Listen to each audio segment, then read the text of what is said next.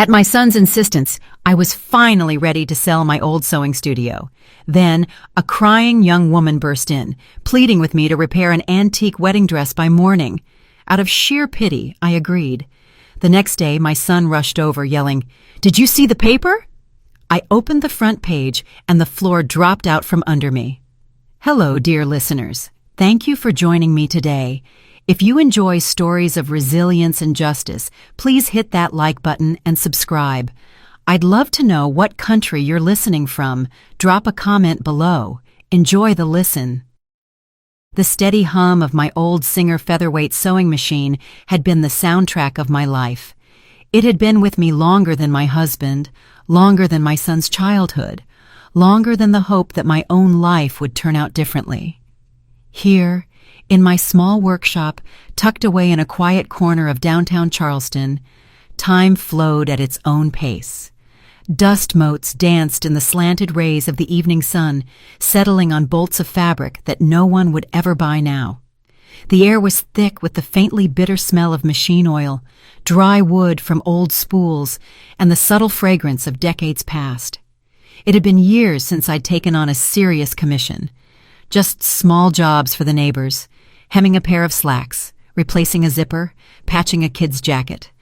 The work didn't pay much, but it gave structure to my days, saving me from the silence of my empty condo. Each stitch was a small anchor, keeping me tethered to the present. I sat hunched over the machine, and the straight line running from beneath the needle seemed like the only ordered thing left in my world. The small bell above the door jingled sharply, a jarring sound that shattered the sleepy quiet. I looked up. Malachi and Zola, my son and his wife, they never just dropped by. "Mama, we can only stay a minute." Malachi tried to smile, but it looked strained. He surveyed the studio with the look one gives a hopelessly sick relative. Zola, his wife, didn't bother to hide her opinion. Her sharp gaze swept over the mannequins frozen in 70s poses and my sketches pinned to the corkboard and long since yellowed. "Theodora, how long can you sit in this glorified dust collector? This isn't living, it's just surviving." Her voice, always perfectly modulated, was especially cutting today.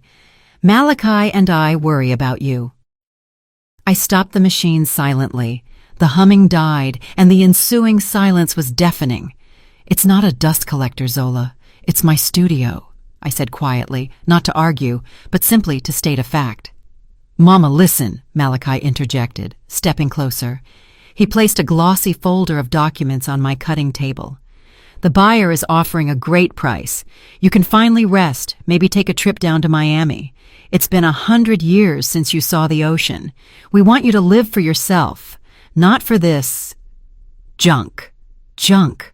The word hung in the air, soaking into the old fabric, the wood, into my very soul. My entire life, all the sleepless nights, all the dresses sewn for other people's celebrations, all my own failed dreams sketched in these albums, was, to them, just junk. I looked at my son. Once I'd seen admiration in his eyes for my work. Now there was only pity and a shameful impatience. He wanted this place gone quickly, this reminder of a past that didn't fit into his new, successful life of expensive restaurants and shiny luxury cars. "This studio is the only thing your father left me." My voice was level, without reproach. "He believed I had talent." "Dad died 30 years ago," Malachi exclaimed, irritation breaking through his voice. "And talent won't pay your electric bill. Mama, this is just business. An unprofitable asset. You have to understand." Zola stepped forward and opened the folder. The contract was neatly typed, a law firm's seal. She pointed to a figure at the bottom of the page. "Think about it, Theodora. You can live comfortably off this for the rest of your days, instead of breathing in mothballs here and waiting for a random client with ripped pants." She was right, of course. From the perspective of logic and common sense, her argument was flawless. I was tired. So tired of fighting. Not against them, but against life itself, which, with every passing year, left less room for what I loved. Maybe they truly did wish me well. It's just that their idea of well was different. It was measured in square footage and bank accounts, not in yards of rare silk or the perfect line of a dart. I ran my fingertips over the cool surface of the cutting table. How much fabric had it seen? How many tears of joy and disappointment? It was my silent witness, my only partner. Selling it would be like cutting off a part of myself, but I had no strength left to argue. I looked up at them, and they must have seen what they'd been waiting for.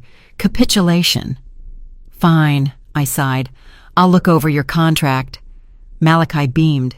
He hugged me quickly, almost formally. That's my smart mama. I knew you'd make the right decision. Zola smiled reservedly, closing the folder. Victory. She always got her way. They left, and the roar of their expensive car lingered in my ears. I was alone in the deepening twilight. The studio suddenly seemed foreign and cold. Their words had done their damage. I saw it through their eyes. An old, neglected space, full of useless things. A financial burden, a grave for failed ambition. I slowly stood, feeling the ache in my back. It was time to close up. I reached for the light switch when the bell above the door jangled again, this time frantically, as if struck. Standing on the threshold was a young woman, barely out of her teens, with disheveled hair and eyes red from crying.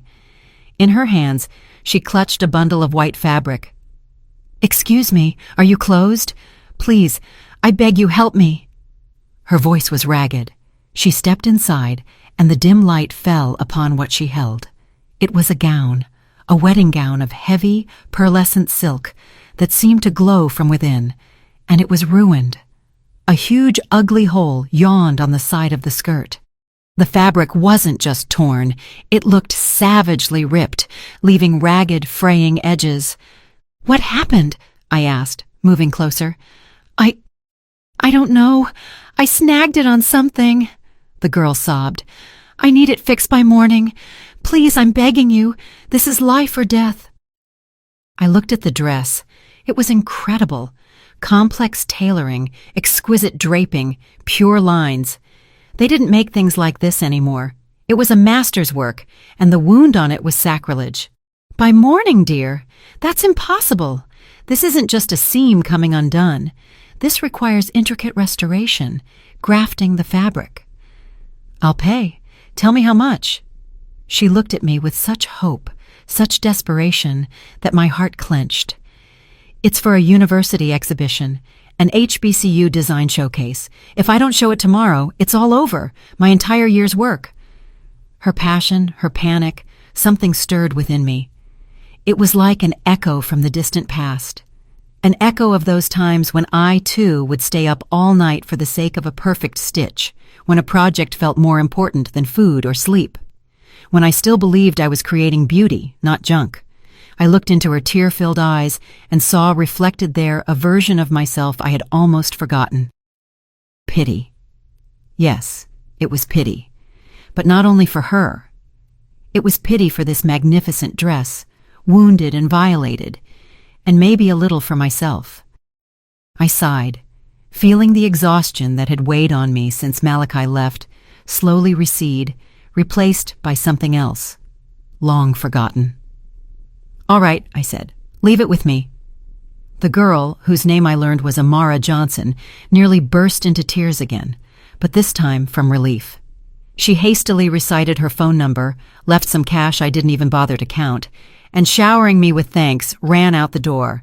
I locked up after her, turning the old key twice. Silence returned, but it was different now, not empty and oppressive, but filled with anticipation. I approached the large cutting table and carefully laid out the wounded treasure. I turned on the bright work lamp. Its light snatched the pearlescent sheen of the silk, the complex interplay of folds, from the gloom. I bent over the tear, and the world narrowed down to this patch of mutilated fabric. A subtle, barely perceptible scent hit my nose. Not perfume, but the essence of the material itself, expensive, old, with a history. And in that moment, looking at this work of art, I felt something I hadn't felt in years. Not just interest, not professional excitement. It was a spark, a spark of pure, unadulterated purpose. It was as if someone had walked into the dark, abandoned room of my soul and flipped a switch. I realized that tonight, I wouldn't just be fixing an old thing, I would be fighting for something important. I retrieved my old working case from the small supply room, not the one with spools for everyday needs, but another, lined with worn velvet, where I kept the tools for real work, the kind I hadn't done in years. The finest needles of tempered steel, ivory thimbles, tiny scissors with surgical sharp tips. Everything lay in its niche, waiting for its hour. I touched the dress's fabric. My fingers, without asking my head, remembered the feel. It was it. That heritage silk, heavy and flowing, with that matte luster that can't be counterfeited. They stopped producing it back in the late 80s. It was alive, capricious. One wrong move and the thread would run, leaving an ugly scar. But if you knew how to approach it, it would fall into a fold with the obedience of water. My muscles, my body, remembered this better than my mind. My back straightened on its own. My breathing deepened, evening out. First, I had to reinforce the edges of the tear to stop the destruction. I took the finest silk organza, almost invisible, and began to slide it beneath the ragged edges from the underside. The work was slow, almost meditative. Stitch by stitch, millimeter by millimeter. I thought of neither my son, nor Zola, nor selling the studio. All that was gone, dissolved, irrelevant. There was only me, the lamplight, and this wounded beauty on my table. I needed a donor patch to cover the hole itself. I went to the old oak armoire, which Malachi called the casket of light. Deep inside, in a cardboard box, lay my treasures. Scraps of fabric I had collected all my life. A piece of velvet from an opera star's gown, a swatch of brocade from a theater costume, remnants I'd bought with my last few dollars, simply because I couldn't pass up such beauty. And there, at the very bottom, wrapped in tissue paper, it lay. A small piece of that same pearlescent heritage silk. I had kept it for 40 years. I hadn't dared to use it, even for a blouse for myself. I was waiting for a special occasion. It seemed it had arrived. I cut out the patch, perfectly matching the weave pattern. Now for the hardest part, stitching it in so it was invisible. And right then, as my needle entered the fabric, making the first tentative stitch from the underside, it struck me. It wasn't an epiphany or a guess. It was an absolute, unquestionable certainty that came through my fingertips. The stitch. The way the thread lay in the fabric, how it hid within the very structure of the silk, becoming invisible on the face side. This was a technique taught to me by only one person, a technique he invented himself and was fiercely proud of, calling it the shadow stitch. A near impossible feat requiring absolute control and understanding of the material. The name surfaced in my memory, not from the depths of my mind, but as if from the fabric itself. Langston Dubois. My mentor, a recluse, a genius, a madman. A man who saw a dress not as clothing, but as sculpture. He had disappeared from the fashion world 40 years ago, tired of the hustle and the compromises, and had rarely been heard from since. A cold silence suddenly fell in my chest. So quiet that I stopped hearing the street noise outside or the ticking of the old clock on the wall. All the fatigue that had pressed down on me for hours, days, years, evaporated. Its place was taken by an icy, crystal-clear focus. This was no student project. No student in the world could even copy this work, and they certainly wouldn't have access to this material. Before me lay a lost masterpiece, and the girl was just a pawn. To damage such a thing accidentally by snagging it on something was virtually impossible.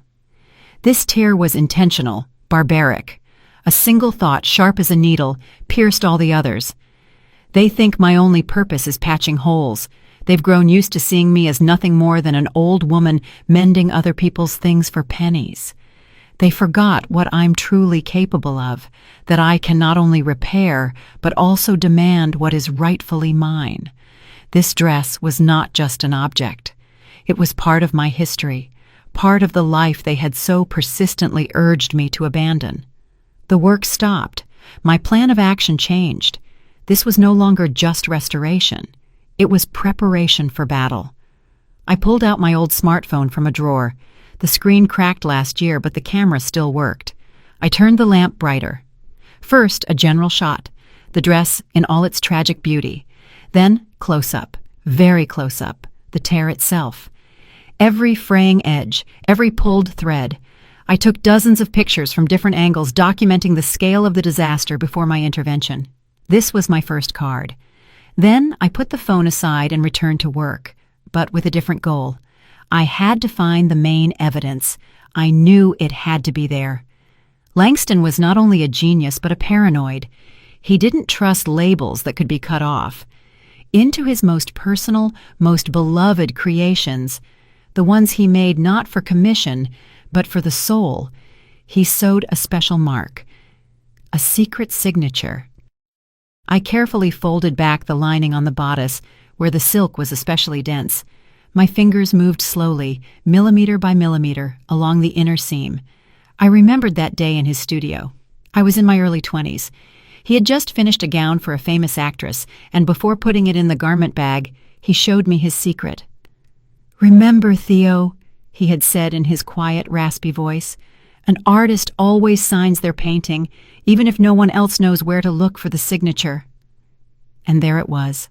I felt it before I saw it, a tiny, almost imperceptible thickening beneath the thin lining fabric. I took my tweezers and slightly separated the stitches. There it was, a single silver thread woven into the seam, fine as a spider web, almost invisible against the light fabric, but it was there. His mark, his signature, known only to him and me. My heart began to beat evenly and powerfully. I took the phone again, bringing the lamp as close as possible. It took a long time to focus on such a tiny detail. Finally, it worked. The shutter click sounded like a gunshot in the silent studio. I took a few more shots, making sure the silver gleam of the thread was clearly visible. Now I could finish. I worked until dawn. My body didn't feel tired. It was like returning home after a long, painful exile. Every stitch of the shadow stitch was perfect. The donor patch settled into place as if it had always belonged there. I treated the edges, restored the draping. When the final knot was tied and hidden, I leaned back in the chair. Perfection lay on the table, whole, undamaged. The wound was gone, as if it had never existed. Sunlight, breaking through the dusty window, touched the silk, and it came alive, shimmering with pearlescent iridescence. I looked at it and understood. Tonight, I hadn't just fixed a dress. I had fixed something inside myself, something broken and long abandoned. I had reclaimed something greater than just professional pride. I had reclaimed myself, and now I was ready. I carefully hung the dress on the old mannequin, zipped it into a large cotton bag so the morning sun wouldn't touch the delicate fabric. A night without sleep brought no fatigue. On the contrary, a strange, ringing energy flowed through my body, an energy I hadn't felt in years. I brewed a strong cup of black coffee in a mug my father used to use and sat at my workbench, just watching the morning street. Sanitation trucks rumbled by, the city woke up, and I sat in the epicenter of my own quiet storm, feeling completely calm for the first time in a long time. I knew what would happen next. The bell jingled precisely at 9 o'clock, as we had arranged. Amara stood at the door. Overnight she had managed to clean herself up, but her eyes were still swollen, and anxious anticipation was etched on her face. "Hello, I'm ready," she whispered, afraid to believe. I nodded silently and removed the garment bag from the mannequin. The girl gasped, softly, almost soundlessly, pressing her palm to her mouth. She slowly approached. Her gaze darted across the skirt, trying to find the spot where catastrophe had loomed just yesterday. She couldn't find it. Her fingers trembled as they reached for the silk, but she didn't dare touch it. "How?" she whispered. "But how? It can't be. It's like new, even better." "Just work," I said evenly. I didn't need her gratitude. I needed her trust. She finally looked up at me, and tears were in her eyes. But now, they were tears not of desperation, but of some religious awe. "You're a miracle worker," she whispered. Amara reached into her bag, pulled out a thick wad of cash, and held it out to me. "Here is more than we agreed on. Much more. It's everything I had. Please, take it." I pushed her hand away. "I'll take exactly what my work costs, not one dime more." I counted out a few bills from the cash she'd left yesterday and put the rest back in her palm. "And this is for good luck at your exhibition." She looked at me, completely bewildered. She was clearly used to a world where everything has a price, and the better the result, the higher the price tag. My refusal didn't fit her worldview. "Thank you," she finally said, confused. "Thank you so much. I will never forget this." I helped her repack the dress into the garment bag. Escorting her to the door, I watched her almost run across the street, clutching the precious bundle to her chest as if afraid the miracle might dissolve. I closed the door and returned to the studio. The air still held the faint scent of expensive fabric. I slowly put my special tools back into the velvet-lined case and wiped down the table. Everything had to look as if nothing had happened, as if that night hadn't existed, as if I were still the same tired old woman ready to give up. No more than half an hour passed before the bell jingled again. This time, confidently, possessively, Malachi and Zola walked in, beaming. My son held that glossy folder.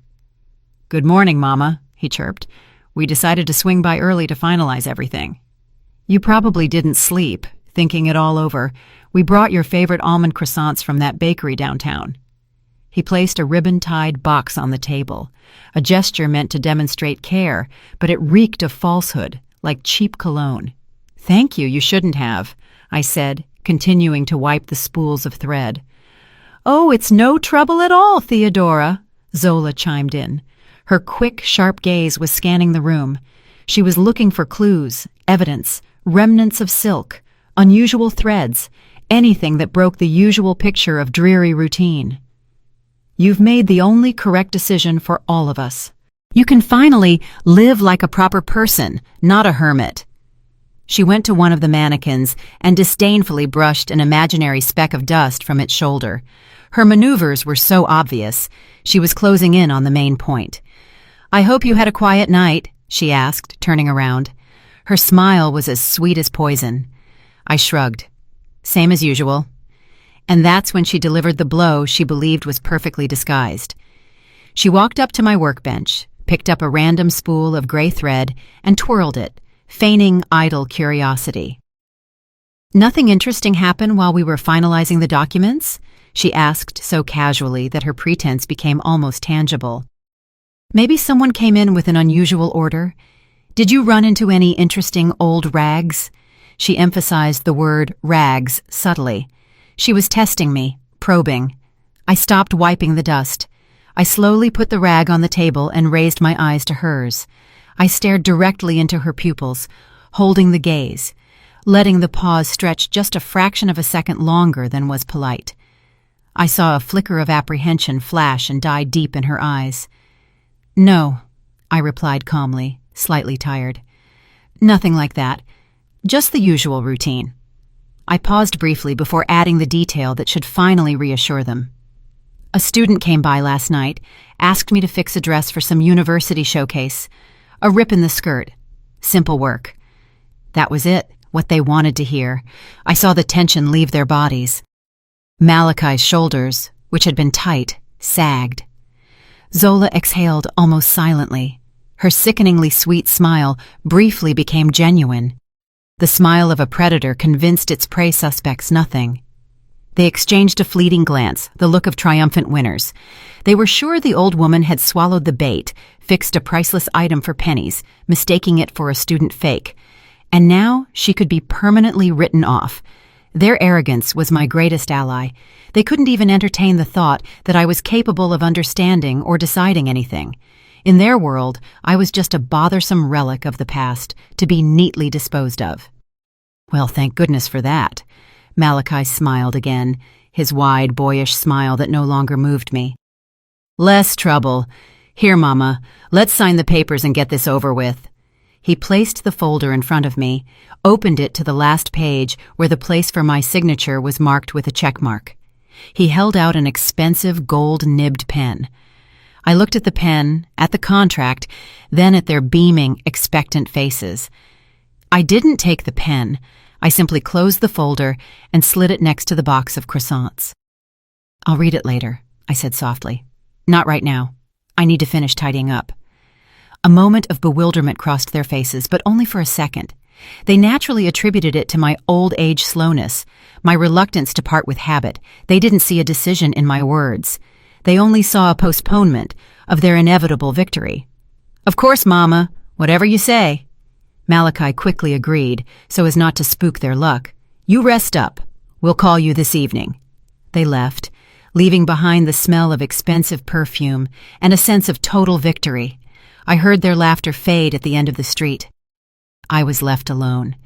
The folder with the contract lay on the table like a tombstone. I looked at it, then shifted my gaze to my old, faithful thimble lying nearby. They had underestimated not just me.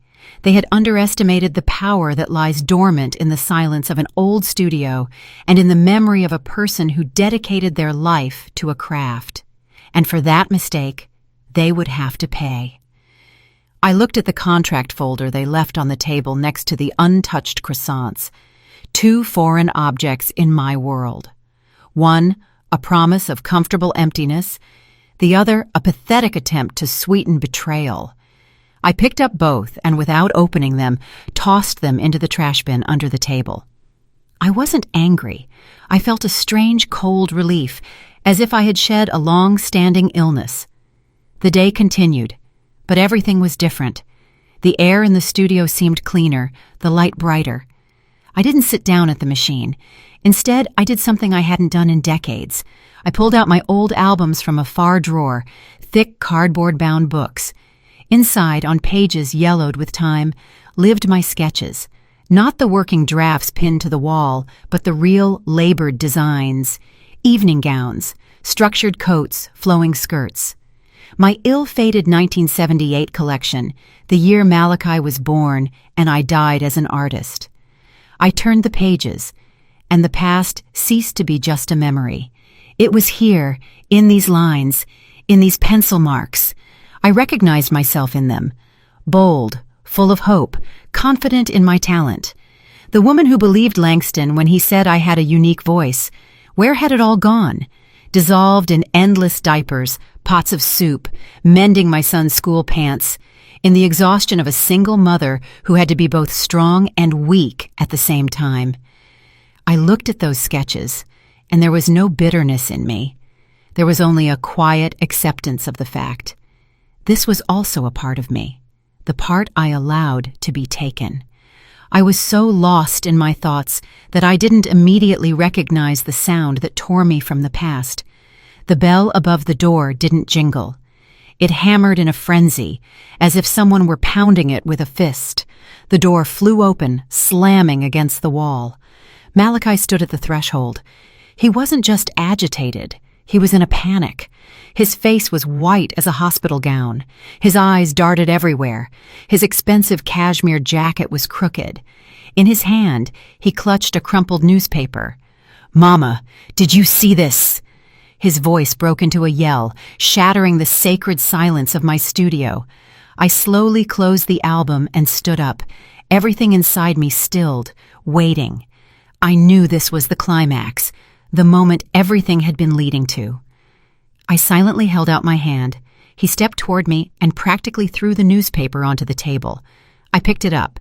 It wasn't the main city paper, but a glossy supplement dedicated to the social scene, the Atlanta Socialite, Events and Faces. And I saw it. On the front page, spread across the fold, was a photograph. A woman, a local actress or TV host, I didn't keep up with them, stood against a backdrop of columns in a luxurious ballroom. She was smiling at the camera, and the spotlight played off the fabric of her dress. The dress, that very dress, It fit her perfectly. Every seam, every fold was in place. It was alive, breathing. It was the main star of that celebration of vanity. My night's work shone under the camera flashes. I looked up at the headline, printed in huge letters. Winter Bride, Langston, Dubois's lost masterpiece, unearthed by philanthropist Zola Dubois for charity auction. Zola Dubois, my daughter-in-law. The floor didn't drop out from under me. No, it just disappeared, and I hung suspended in a cold, airless void. All sounds ceased. I could only hear the pounding of blood in my ears. I lowered my gaze and skimmed the first lines of the article. The words, set in fine print, stabbed into my brain like hot needles. A true sensation in the city's cultural life, a priceless find. Zola Dubois, known for her charitable endeavors, has made a discovery that will go down in fashion history. And then, the paragraph that was meant for me personally, a blow aimed straight at the heart. As Ms. Dubois herself described it, the unique gown was discovered quite by chance in a dusty old shop on the outskirts of town, where it had been stored for decades, unrecognized and unappreciated. It felt like a miracle, Zola shares. I immediately knew I had something special. Experts have already confirmed the authenticity of the work by the great couturier Langston Dubois. Preliminary forecasts suggest the lot could fetch several $1 million at the upcoming charity auction. A dusty old shop. So that was it. The entire picture. The mosaic pieces, which had been scattered haphazardly, clicked together into a single, ugly canvas. The pressure to sell the studio, their feigned concern, the sudden appearance of the frightened student with a masterpiece in her hands, their morning visit and that casual question about old rags, their huge, undisguised relief when I said it was a simple repair. Everything became sickeningly, disgustingly clear. They knew. They knew everything from the beginning. They knew the dress was here. Maybe it had been hidden somewhere in old trunks left by previous owners, or Malachi's father had bought it once and forgotten to mention it. It didn't matter. What mattered was that they found it, but it was damaged, and to turn it into a sensation and millions of dollars, they needed a restorer. Not just a good restorer, but a world-class master who could perform a miracle. And yet one who wouldn't understand a thing, wouldn't ask extra questions, and would do everything quietly, anonymously. And they had such a master right under their noses, an aging mother whose skills they despised and considered a hobby. They didn't just need the treasure, they needed my skill to clean up that treasure before displaying it. They used me, my life, my memory, my connection to Langston, my love for the craft. All of it they used as an anonymous tool for their dirty scheme. They forced me to restore my own past so they could sell it. I slowly, very slowly, folded the newspaper. My fingers did not tremble. I looked at my son. He was still standing before me, his face contorted with fear. But he wasn't afraid for me. He was afraid their plan would collapse. "Did you see it?" he repeated, quieter now, with desperation. I looked him straight in the eyes, and in that moment, he must have seen something new in me, not the familiar, quiet, compliant mother. "Yes, Malachi," I said. My voice sounded unfamiliar, level and firm, as if it didn't come from my throat, but from the very ground beneath me, which had suddenly returned, becoming harder than granite. "Now I see everything." Malachi stared at me, and the panic in his eyes turned into confusion. He expected anything, tears, reproaches, shouting, but not this icy, all-knowing composure. My silence frightened him more than any scandal. He opened his mouth to say something, perhaps to start offering some ridiculous excuse, but I preempted him. "Go home, Malachi," I said, and my voice didn't waver. I picked up the newspaper from the table, carefully folded it into quarters, and placed it on the shelf next to old-fashioned magazines, as if it were an ordinary news item that had nothing to do with me. "Go to your wife. You two clearly have something to discuss." My action was the final straw. He understood the conversation was over. that the wall that grew between us in that second was higher and stronger than the wall of this old studio. He turned and, without saying a word, practically ran out the door, leaving it ajar. I heard his steps fade in the street. I walked over and closed the door, turning the key in the lock. Then one more turn. I was alone. The pain came later, when the adrenaline subsided. It wasn't sharp, but a dull, aching throb, like an old wound opening up in bad weather. This wasn't just betrayal, it was something far worse. They didn't just want to take my studio, that island of my past. They wanted to rip out the most valuable fragment of that past, polish it with my own hands, and put it up for sale, claiming not only the money, but also the history that was never theirs. They didn't just devalue my labor. They tried to steal the very essence of who I was. They took my memory, my only true wealth, and turned it into a commodity. And the worst part was that their main weapon was my own son, the man for whom I had given up everything chronicled in my old albums. He looked at my legacy and saw only zeros on a bank statement. I sat down at the table. The tears wouldn't come. Instead, a cold, heavy fury mounted inside. But it wasn't the blind rage that destroys everything in its path. It was the fury of a master who sees barbarians attempting to ruin a work of art. It didn't cloud my mind. On the contrary, it made it crystal clear. I knew that my words, my memories, wouldn't be enough. My truth against their money and connections would be an empty sound. I needed proof. I needed a witness. I reached for the old notepad where I had mechanically jotted down the girl's number yesterday. Amara. My fingers trembled slightly as I pressed the buttons on my old phone.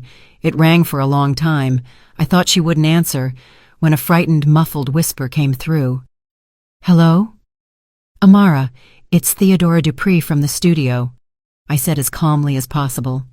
Silence hung on the other end, followed by ragged breathing. She was scared to death. I don't know what you're talking about, she stammered. You have the wrong number.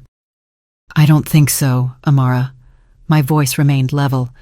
I'm calling about the dress, the one on the front page of today's paper. She gasped, a short, desperate sound. I don't know anything. I was asked to. I'm not involved. I know you were asked to, Amara. I even know who.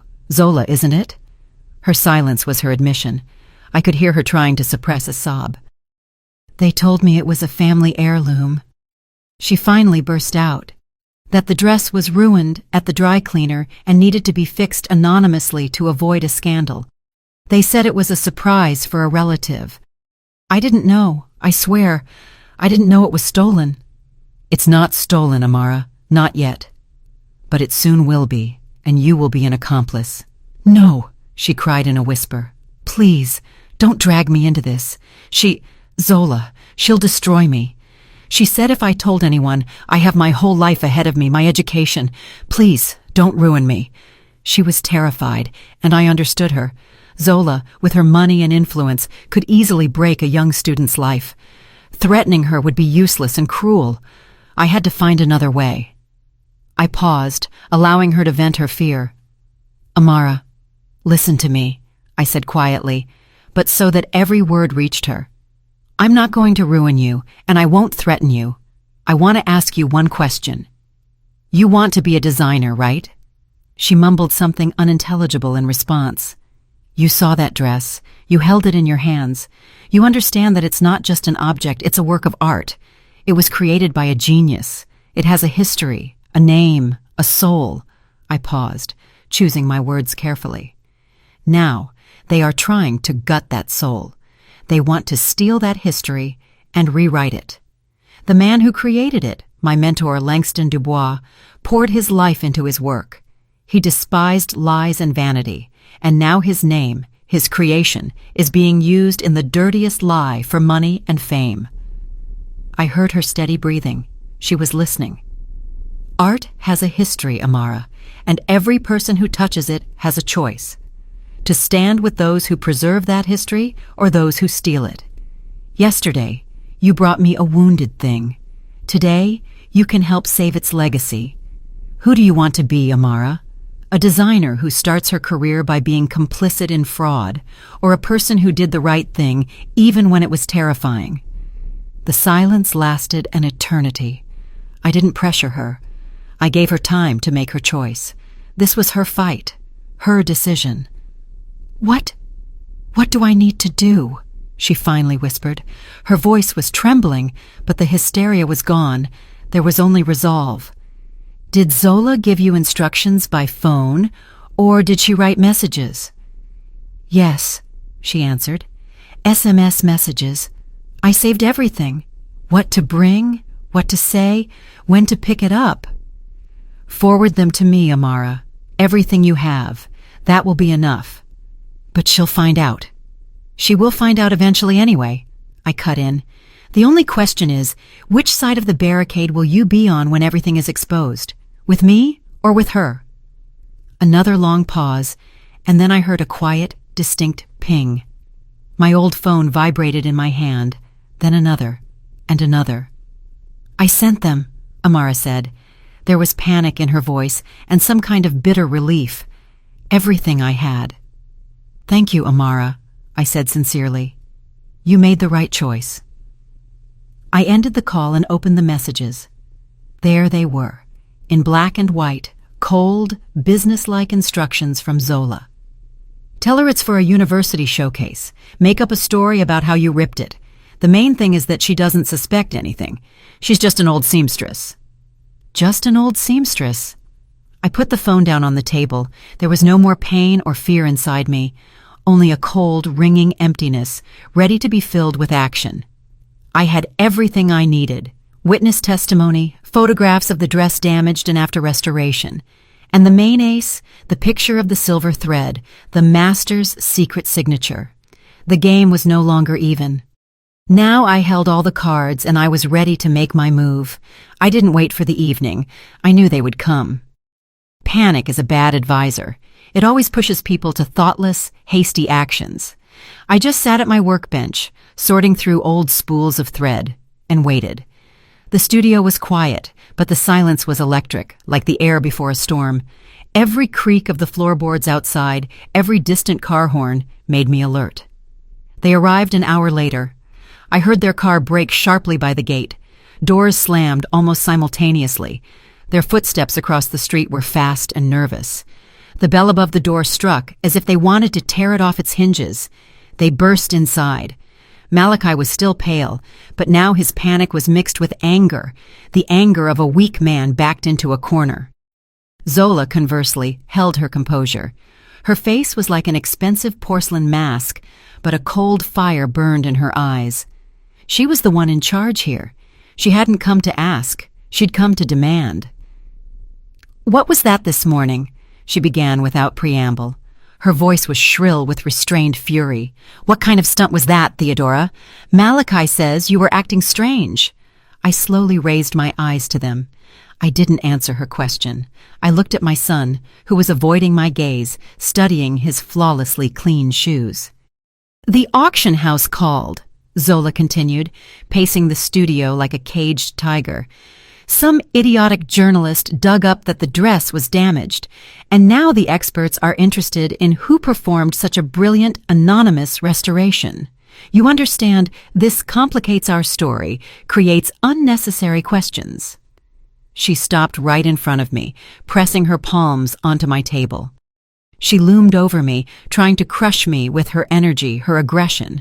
"So listen to me carefully. You will pick up that pen now. You will sign that damn contract that Malachi foolishly left here, and you will forget everything that happened. The student, the dress, everything.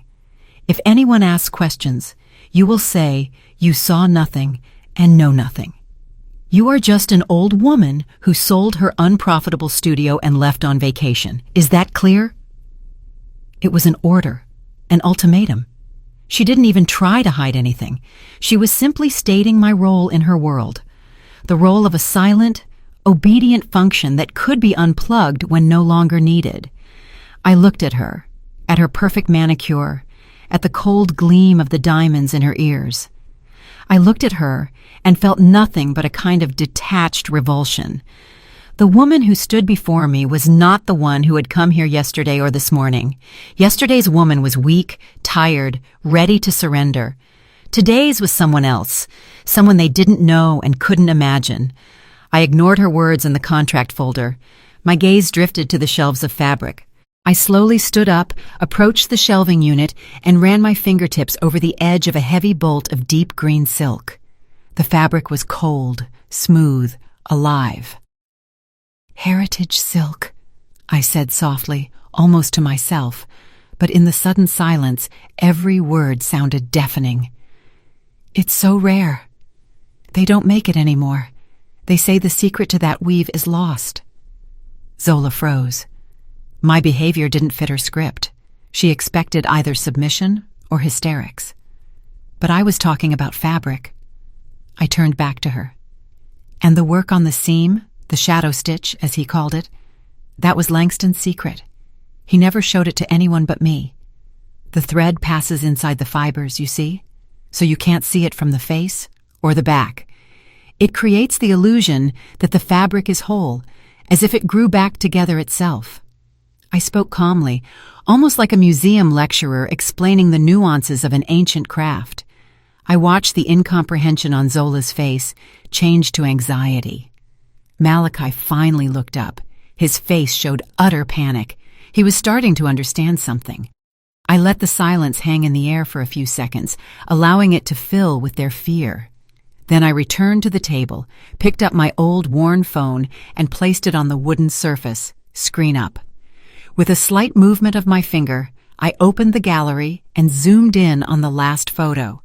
The shot wasn't very clear, but what was needed could be plainly distinguished: the lining, the seam, and the tiny, almost unreal silver glint inside the stitches. Zola leaned down, peering at the screen. I saw her pupils widen. "Langston Dubois sewed that thread in front of my eyes. In 1978, my voice was hard as the steel of my old scissors. He said it was his way of marking what he truly loved. He didn't trust labels." I looked up at them. First at Zola, then at Malachi, my son. "You didn't discover his work. You attempted to steal my past, and you used me to do it." The words dropped into the studio's silence, like stones down a deep well. The mask on Zola's face cracked. For a moment, I saw her true face underneath, the face of a predator who realized the prey was a trap. Malachi recoiled and slumped into the chair, clutching his head. You knew everything?" he whispered, looking up at me with horror and a kind of childish confusion. "Not right away," I replied. "You planned everything too well, but you made one mistake. You decided I was just an old seamstress. You forgot who I was, who Langston made me. You counted on my weakness, but you ran into my memory. And memory, Malachi, is the one thing they can't take from me." Zola was the first to recover. Her panic was brief. It quickly transformed into a new, even more toxic form of rage. She straightened, and that porcelain mask returned to her face. Only now a snarl was visible beneath it. "Is that so?" she hissed, stepping away from the table. "You decided to play games? Too bad. You're forcing me to act tougher." She pulled out her sleek smartphone. Her fingers quickly ran across the screen. Malachi looked at her with fear. "Zola, don't," he started, but she cut him off with an icy glare. "Shut up. You've done enough," she snapped, not looking at him, and raised the phone to her ear. I watched silently. I knew what she was going to do. She would try to destroy me, frame me as crazy, tarnish my name before I could say a word. It was her style, a preemptive strike. "Dr. Vance, hello?" Her voice instantly became smooth and concerned. "It's Zola Dubois. I'm sorry to bother you at a time like this. Yes, about the Dubois dress. I have a delicate family problem." She was speaking to Dr. Elias Vance, the head of the Langston Dubois Legacy Foundation, a man who commanded absolute authority on everything concerning my mentor's work. "You see, my mother-in-law, Theodora, she's an elderly woman.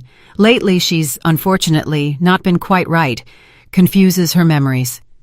Zola paused dramatically. She was acquainted with Langston Dubois in her distant youth. And now, with all the commotion about the dress, she started having, let's just say, fantasies. She claims it's her achievement, that she found the dress. She's even trying to claim authorship of the restoration. It's very sad. My husband and I are deeply concerned about her condition. She lied expertly, with perfect pauses, with the right touch of sorrow in her voice. She was painting a picture of a senile old woman who had fallen into dementia and was trying to steal a minute of fame from her successful daughter-in-law. It was a powerful move, a gut punch. She was making me not just a liar, but a pathetic, incompetent woman whose words couldn't be trusted. Yes, of course, she continued. I just wanted to warn you, in case she tries to contact you, so you're prepared. We're already arranging her treatment. Thank you for understanding, Dr. Vance. Goodbye. She ended the call and placed the phone on the table with a triumphant look. That's it, she said with an icy smile. Checkmate, Theodora. Any word you say now will be dismissed as the rambling of a lunatic. And now, be a good girl and sign the documents. We want to end this circus. She was talking, and I was looking at my old phone, which had been lying quietly on the table all this time. And while she was performing her act, it had vibrated silently. Once. It was a delivery notification. I didn't answer her. I just picked up my phone, found the right number in my contacts, and pressed the call button. Zola stared at me in confusion. The other end answered almost immediately. Hello?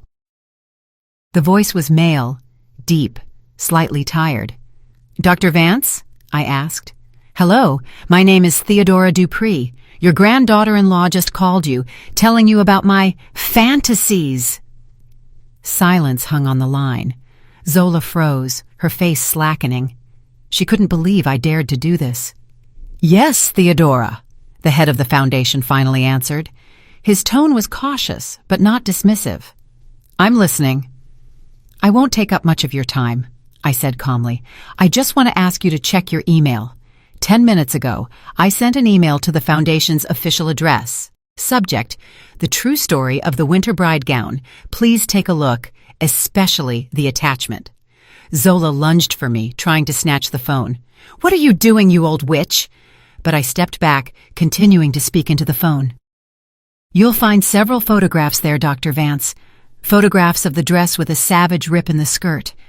They were taken the night before last in my studio. And also photos of the flawlessly restored dress taken yesterday morning, also in my studio. I heard keyboard clicks on the other end of the line. You will also find correspondence between my daughter-in-law and a girl named Amara Johnson, a Fashion Institute student. From this correspondence, it is absolutely clear that the girl was hired to play the role of a desperate student and bring the dress to me for an anonymous repair.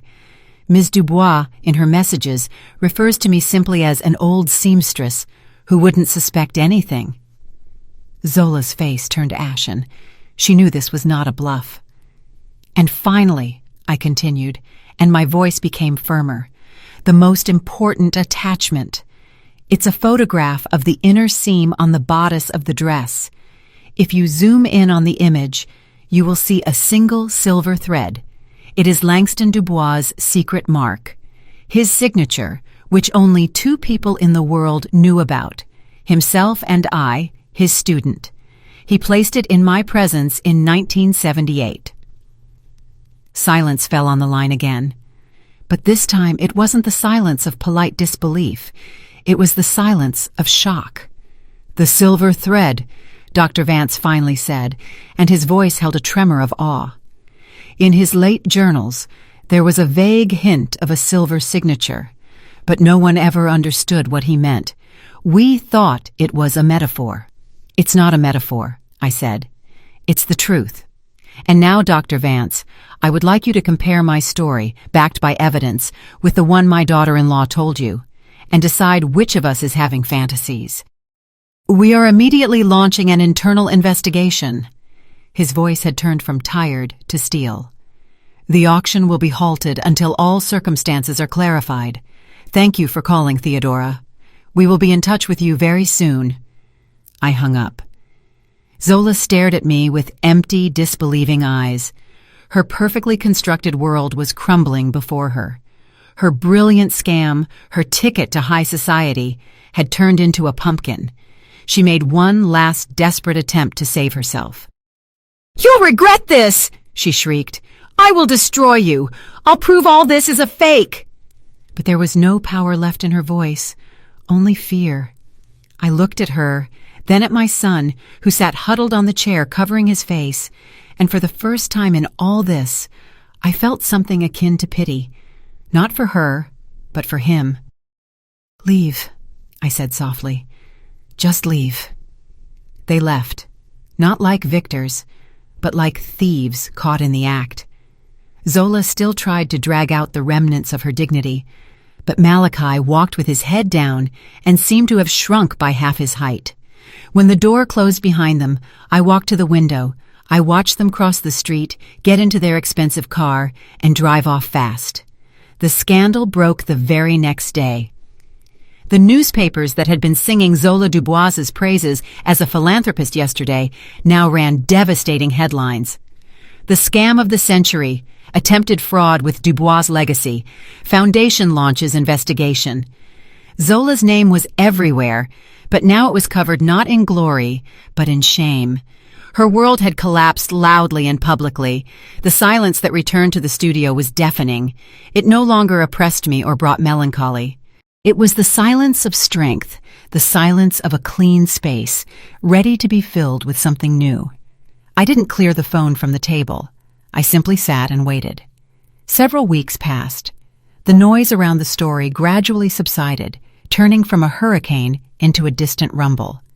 First, there were calls, dozens of them, from yellow press journalists, whom I learned to dismiss with a cold, no comment. There were others from serious art and fashion publications. I spoke to them briefly, sticking to the facts. I didn't accuse or complain. I just talked about the dress, the shadow stitch, the silver thread, about my mentor Langston Dubois. I wasn't defending my honor. I was defending his legacy. Malachi didn't call. I knew their lives were in ruins. The Dubois Foundation had sued Zola for attempted fraud and reputational damage. Their names vanished from the social columns. I felt no satisfaction, only a deep, long-standing ache for my son, who had traded his own mother for a glittering fake and ended up with nothing. He made his choice, and I made mine. One morning, I came into the studio and realized I couldn't breathe this dust anymore. Not physical dust, but the dust of oblivion that I myself had allowed to cover everything. I threw open the windows, letting in the fresh, cool autumn air, and started a deep cleaning. It wasn't just washing floors and wiping shelves. It was a ritual. I shook out every bolt of fabric, sorted boxes of buttons, went through old patterns. I washed the windows, and the dull street outside suddenly gained color. Sunlight, which the studio hadn't seen in years, poured in, dancing on the old wooden surfaces and the metallic gleam of the scissors. Sorting through papers on the table, I stumbled upon the glossy sales contract folder, the one they had left on their last visit. I held it in my hands. It no longer seemed threatening. It was just a piece of cardboard filled with dead words. I didn't tear it up in anger. I simply walked over and quietly dropped it into the trash bin. The box of long-dried croissants went in after it. The studio was transformed. It seemed to stretch its shoulders, becoming taller, more spacious. It was mine again. Not a storage unit for the past, but a workspace. One of those days, the postman brought a heavy, flat package. It had no return address, just a logo. 2 intertwined letters, LD, the Langston Dubois Foundation. I opened it on the large cutting table. Inside, resting on a lining of deep red velvet, lay a heavy bronze plaque. It wasn't a medal or a cup.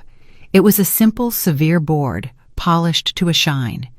Engraved on it were just a few words. To Theodora Dupree, for unsurpassed craftsmanship and preservation of legacy. Below was a facsimile signature, the very flourish of Dubois that I knew by heart. I ran my fingers over the cool letters. There were no tears, no wild joy. There was only a deep, quiet sense of rightness. as if the final piece had fallen into place and the picture of my life was finally complete. This wasn't a reward for a victory over someone. It was recognition of who I had always been. The winter bride gown was transferred to a museum. Its story, now authentic, was described in detail on the nearby plaque. My name was mentioned there too. Restoration performed by Theodora Dupree, student of the master. That was enough. I put the package down, and my gaze fell upon the old oak armoire where my own dreams slept in cardboard folders. I walked up to it, opened the creaking door, and took out one of the folders, the one marked 1978. I returned to the cutting table and carefully untied the ribbons. I pulled out the top sheet. It was a sketch of a dress, simple yet elegant tailoring with an asymmetrical collar and long, narrow sleeves. I remembered drawing it, late at night by the lamplight while little Malachi slept in the next room. I had been full of hope then. The sheet was old, yellowed, and the edges were trying to curl up. Before, I would have weighed it down with an old cast-iron smoothing iron, but today my hand reached for something else. I picked up the heavy bronze plaque from the foundation and carefully placed it on the upper left corner of the sketch. The award for preserving the past became the weight that held my future in place. Then I took my working scissors from the wall, the large tailor's shears of blued steel. They lay heavy and familiar in my palm. I walked to the shelving unit where a new untouched bolt of fabric stood. Italian silk, different, modern, but no less beautiful, dense, ivory-colored, with a matte sheen. I measured the required length and spread it out on the table next to the sketch. A sunbeam fell onto the fabric, and it came alive. I raised the scissors. The world stood still. There was only this moment, me, my design, and the blank canvas waiting for its hour. I made the first cut. In the silence of the renewed studio, a distinct, crisp sound rang out, a satisfying sound, the sound of silk being sliced, the sound of a new beginning. And so, Theodora Dupree's story ended. Thank you, dear listeners, for walking this path with her.